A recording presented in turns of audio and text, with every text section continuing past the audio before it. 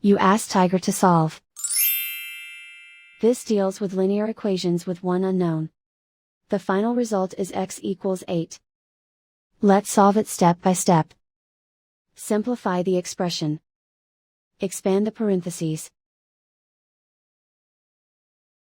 Simplify the arithmetic. Group like terms. Combine like terms. Group all constants on the right side of the equation. Subtract 10 from both sides. Simplify the arithmetic.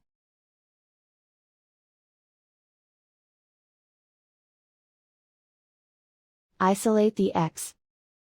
Divide both sides by 3.5. Simplify the arithmetic.